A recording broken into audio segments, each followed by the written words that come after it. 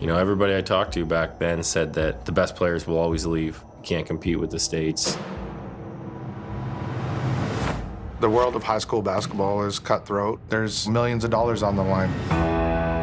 Tony, first, thank you very much for making time to speak with me. Congratulations on, I consider something that's very, groundbreaking on this new series that we're going to talk about on CBC. But before we do any of that, I got to ask you right off the top, how are you doing? Happy New Year, if we can still say that. And how are you doing from 2020 to the early part of 2021, dealing with COVID-19 and so many other situations that have happened in the last year? It's well, thank you for the New Year's and Happy New Year's to you as well. I think it's really been, it's been difficult. I think as it is with most people, but it's also been able to, give us some time to reflect and build and look at what we do and how we could do it better. So, I think you got to put the positive spin on it and look at how you could utilize that to your advantage. And, we're just trying to make the best. And I think everybody's just trying to make the best of these times and, looking for that light at the end of the tunnel. And hopefully it's, coming upon us soon in 21. Crossing fingers on that. You don't get at the end of that tunnel and looking for something bright. In a lot of ways, we can do that with our young people, and this is in a lot of ways leads into what we're going to talk about because I, of course, in my late 50s and growing up, I was one of the big fans on the CBS series, The White Shadow. Loved watching the series, but when I think about what we're going to talk about, I think back to that because for what was going on back in the 80s, and for the young folks who don't know what that show is, go check it out. You'll see it on YouTube, and you'll see it on Google and what it's about. To me, back then, watching that showed a lot of things that were going on even though it was a show in the U.S., what was going on in my life and what was going on in my neighborhood. This is a little different, of course, but it's still kind of, the basketball, the youth, and future, present and future, what's going on. Please explain what the series is called and what it's about, please, and how you're involved. The series is called Anyone's Game. It comes out this week. It's about kind of our journeys at Orangeville Prep throughout the course of last season in our quest to, compete both here and abroad in the U.S. It's about a group of young teenagers in high school that basically go through the rigors of academics and athletics on a daily basis here at our academy. And it basically just shows kind of the relationship, the commitment, the dedication to try to reach their dreams and what our goals are as a program, and that's to try to get a scholarship and get a free education. And I'm excited about that coming out in terms of taking young men and helping them, become more responsible, be more committed and more dedicated to their drive and what they want to achieve in the future. How were you approached by this?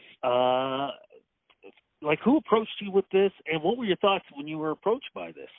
Well, we had always in the back of our mind wanted to kind of document our journey, and we had done that through obviously social media, and we had done that through kind of our own little mini documentaries or intro films and things like that. So it was always since 2012, 2013 kind of a dream or a plan of ours is to tell the story of Orangeville Prep.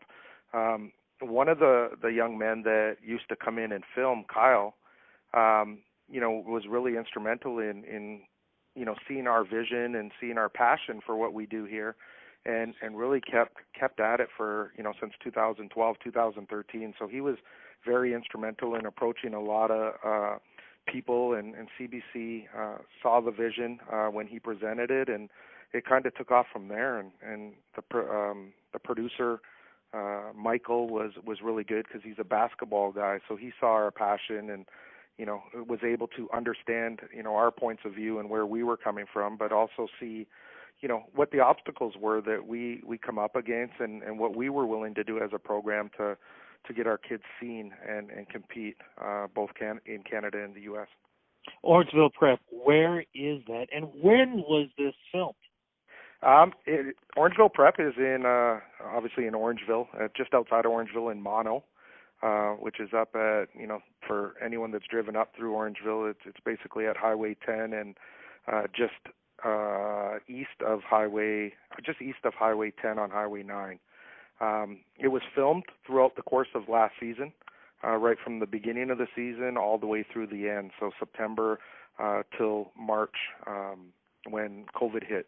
We were actually stuck in the States with COVID and kind of were trying to complete the U.S. National Championships when it hit, and they were kind of cut short, and we were in a rush to get home because we weren't sure of the border status at that point.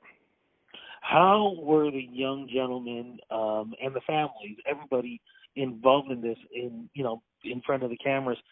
What were their reactions when they heard about this? And of course, we're going to get a chance to see it, though.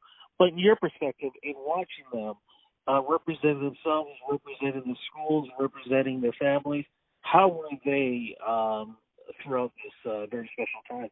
I think, generally everybody was really good. I think, with being a basketball player, you're typically used to your games being filmed, but it became a little bit different when you get the behind the scenes. So in the locker room, having a film crew there, and, in the car, and, in your hotel, and just kind of everywhere. At first it was a little bit awkward, I think, for all of us, just, allowing people into a team setting that typically aren't a part of a team. And for us, it was, a small adjustment period, and then really they became part of the team, and you didn't really notice they were even there, and you just went about what you do in terms of practice, in terms of preparation, in terms of travel, and it was good. So it became really something that you didn't notice was happening. So the guys were really good with it. I think, it comes down to trust. It comes down to allowing other people in your position to see what you're going through and give them hope and give them something to strive for, because I think they're very, you're going to see the characters be very inspirational. I think you'll see the emotional roller coaster and the highs of wins and the lows of losses. I was just going to ask about that. Do they realize, what position they are in now? Because, as I mentioned, they're representing the school, they're representing they're representing Canada. Do they realize that, and the fact that they are becoming and will become role models? Yeah, I definitely do. I think, when you see the show and you see what we go through and our quest to prove that, Canadians could play basketball and that we could compete with Americans, I think every single time we cross the border, we feel like we're representing Orangeville, but we also feel like we're representing Canada. And I think that kind of gives them that chip on the shoulder, and they're always aware of that. So I think you see it kind of play out, and a lot of the guys, realizing that they have to, really succeed, and they play a role model to, not the bigger group of people, not only within our team setting, which I think is going to be very evident in the show as well, where you see the older guys mentoring the younger guys and trying to create a path for them. And then you see guys that have come before these guys that were on TV come back and make appearances. Ignas Brazdeikis, who's with the Knicks, just talking about his experience a little bit here at Orangeville, and these guys able to, follow in their footsteps and want to get to where those guys are, but understand that there's a process involved. What are you hoping that people get it? Well, I should say viewers will get from this when this finally does debut. I want them to get the dedication that both the academy and the players and the families and the sacrifices that everyone makes to accomplish a dream. And when we started the academy, our dream was to get young men scholarships. That's still our goal and our dream. To be able to get a free education and be able to continue through using basketball as a method towards that education.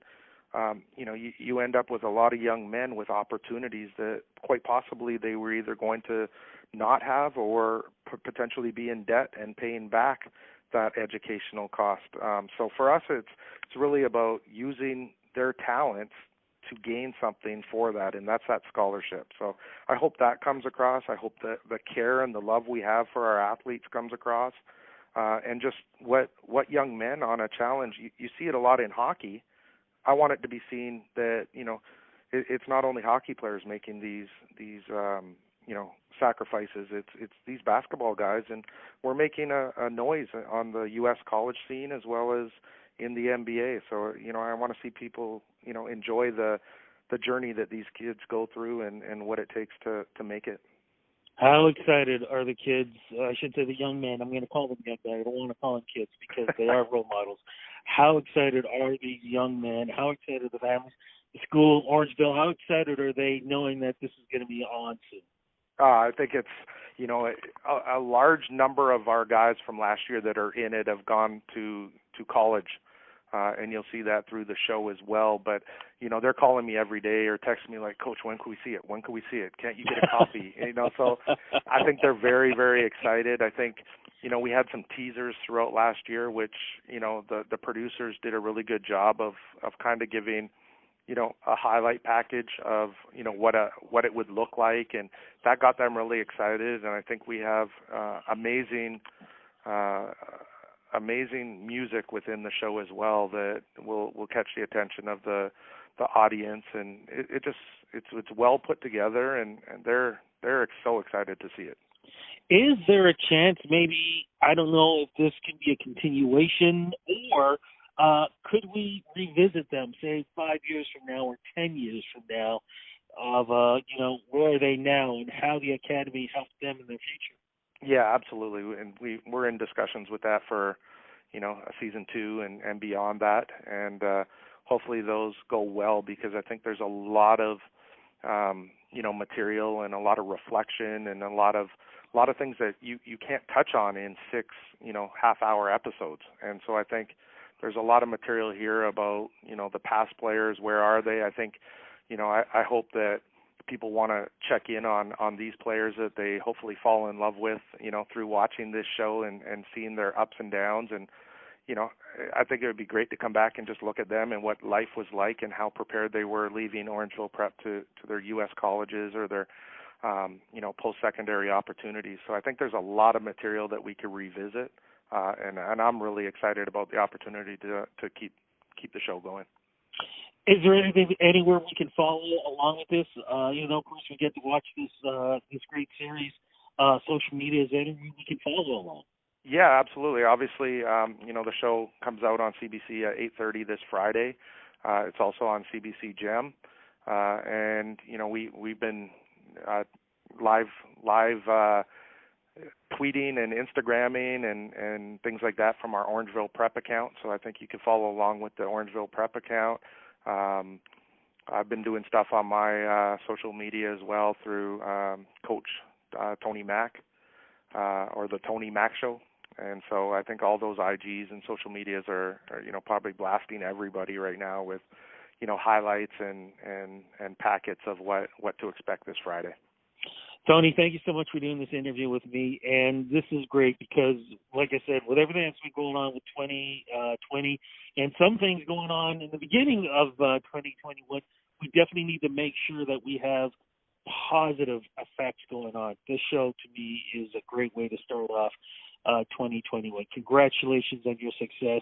And let's cross fingers that we get a chance to talk in the future on season 2 on this great, great series. No, thank you very much. I appreciate the interview, and you know, I obviously follow a lot of what you do, so you know, I'm a big fan and appreciate having the opportunity to talk with you as well. Thank you, my friend. Be safe. Talk soon, and again, congratulations. Take All care. right, thank you very much. Bye bye. Bye bye. Together on 3, ready on 6, 1, 2, 3. Together. 1, 5, 6.